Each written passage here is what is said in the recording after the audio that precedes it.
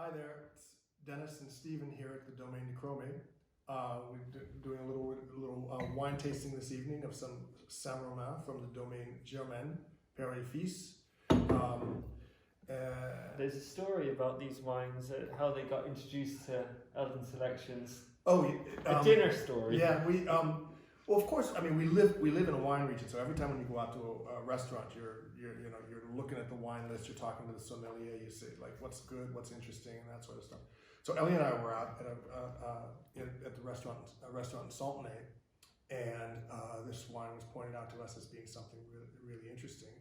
This is the Saint Romain white that we're looking at tonight, and we loved it. It was like, and so we came back to Cromé, and our partners David and Brenda were here at the same time, and they'd been out to a meal, and they came back and they said, "Oh, we found this great wine in the restaurant, on the restaurant wine list." So we thought we were going to exchange notes. It turned out to be exactly the same wine. So it doesn't often happen that when we come back from a restaurant, we sort of get on the phone and get in the car and go and see a domain the next day. But the fact that it happened to two at the same time, this has to be an Elden wine. Yeah. And then at the tasting, they start to present all their other wines, which is Pommard, Bon Premier, Cru. Yeah, they've got a really nice list of wines. So we went to them, and it's always very delicate when you meet somebody new. You can't just barge in and say, "Oh, I want to sell your wine in the United States." You sort of have to, tell them who you are first and all that kind of stuff. But when we got around to the question of would we be able to represent your wines, they said, "Well, which wines are you interested in?" We said, "Well, Saint Romain, of course." They said, "Saint Romain? Nobody wants a Saint Romain." they all wanted the big name Appellation and that kind of stuff. They said, "Yeah, we'd love for you to have the Saint Romain." And that was, our thing is always to find a great producer in the Appellation, in the village that they're from. And these guys in the village of Saint Romain, there are 3, 4, maybe 5 great producers in the village, but this is definitely one of them. And what a beautiful village. It's quite interesting. It's in the Côte d'Or, in the Côte de Beaune, but the escarpment of the main Côte de Beaune, it's not part of that. It's back a little bit, and the cliff face actually hasn't broken down like the other areas. Yeah, if you drive up north and south from Dijon down to here, essentially, the vines are on these slopes, but those slopes are essentially just cliff faces that have broken down over geological time. But at Saint Romain, they didn't break down. So there's the lower part of Saint Romain and the upper part of Saint Romain, and you can stand on top of the cliffs and look out over what was the great inland sea. It's so beautiful, and we do that. We're so lucky with the guests that come here to the domain, and one of the things that we try and fit into the wine experience is to drive up to that top of that cliff, open these with wines, a couple of bottles of these. has to happen, and then taste the wine and look down, because as you look down the couloir, the dried up riverbed, straight underneath you at the base of the cliff is the village of Saint Romain, probably, in my opinion, one of the prettiest villages in the whole Côte d'Or.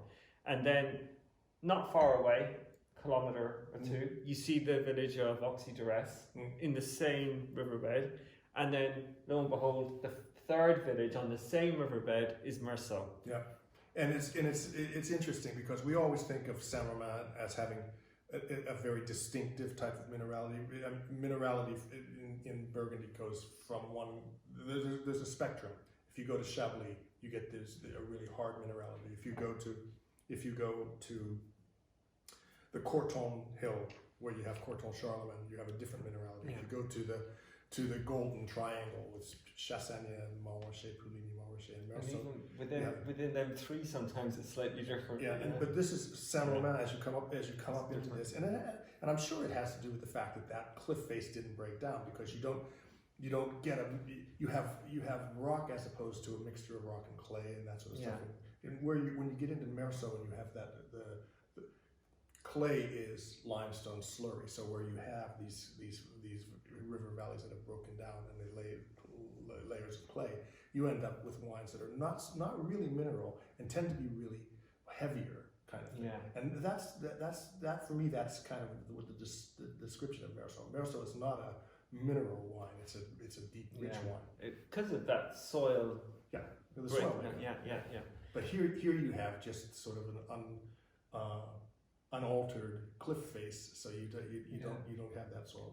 Yeah, so if you think of Merceau, this famous village, and then as you go up through that, if you walk up through that river, dried up river valley, you end up in Saint Romain, and one has got a world-class name, the other one not so well known, but I think we've spoken a little bit in the past about quality climbing the hill and things changing because of the temperature change slightly, and one of the things reputationally the village suffered from in the past was a little bit of inconsistency because of ripening, but the last few years that is not the case, and I think going forward these wines are going to show. Well, until 1940, in 1947 they awarded Saint Romain the appellation, village appellation. Yeah. Before that it was just considered haute côte, de Beaune, that sort of thing. So already they could see that. They could see that there was something that made it stand out. But even now, I mean, all of these wines that are simple haute côte, that's where the young producers are going. A, they can afford to buy some vines, and B, there's the potential as things warm up to get consistent ripeness at those altitudes. So it's kind of like a new world. You have a whole bunch of new producers up at these places at higher altitude. Some of the most exciting wines are from places and appellations that are maybe not so well known, and Saint Romain falls into that category. And some of these will surprise you. I mean, this wine has great body.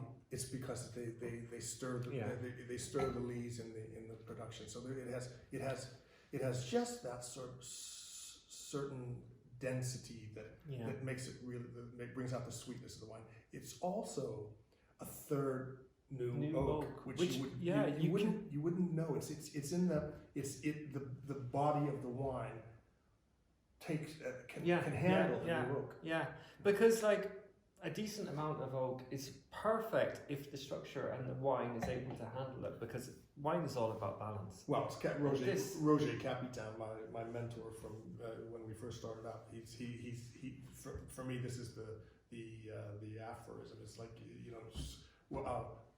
oak in wine is like salt in soup. You need some, but too much ruins it. Yeah. For me, that's one of my favorite wines on the list. Well, it was. I mean, it has been here in Cromie one of the one of the wines that we. When someone says they go down to the cellar and get a bottle of wine, it just comes up a lot. Yeah, definitely. And red. Oh yeah, so. This is a wine from a village called Sous le Château, meaning under the chateau. Yeah, Sous le Château. So Saint Romain historically had a massive chateau, massive castle. Back feudal times. Yeah. I mean, in at the time of Cluny, it was a stronghold. Yeah. This is before when power was when you were up on top looking down at people and you could see people coming. And the castle was literally built onto this kind of strut of rock that looked down, so as a lot like Montreux here. As the chateau crumbled, the village was built from the remains of the chateau, and so also the vineyards, and this is probably the most famous vineyard of Saint Romain. Yeah, if you were to take a rock from the chateau and throw the old chateau and throw it over the thing, you'd land in this vineyard. It's like sous le chateau. And very good. And as Stephen said earlier, because of the relative inconsistency in the wines over the years, there's never been a premier cru in Saint Romain. But they've always known what the best vineyards are. They always do. And and this is one of them. Sous le Chateau, in terms of red wine in Saint Romain, is creme de la creme. Yeah. We're really, I mean, these are great wines. We're gonna probably not too long in the future gonna do a proper Zoom tasting, online Zoom tasting featuring these two wines, because I think so keep an eye out for that live or on our YouTube channel. And then food pairing. Well, you guys have already got an amazing one here, so I'll leave it to you. What do you, chef? So we so we got some quail. we just kept it simple. We roasted them whole in the oven, didn't do anything with them. After they were roasted, then we filleted them. So anything you roast on the bone, if you can, it's better fish, meat, because you're going to get the flavour of the ingredient into the meat or flesh. And so Lily went foraging for the other ingredients and started foraging and harvesting. I'm not quite sure. With the hunter-gatherer. Yeah, hunter-gatherers, yeah, that's a good one.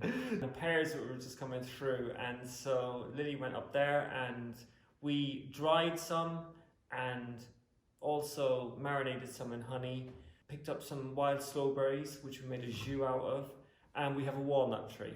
So it's quail with a slowberry jus, roasted walnuts, and a duo of heirloom pears.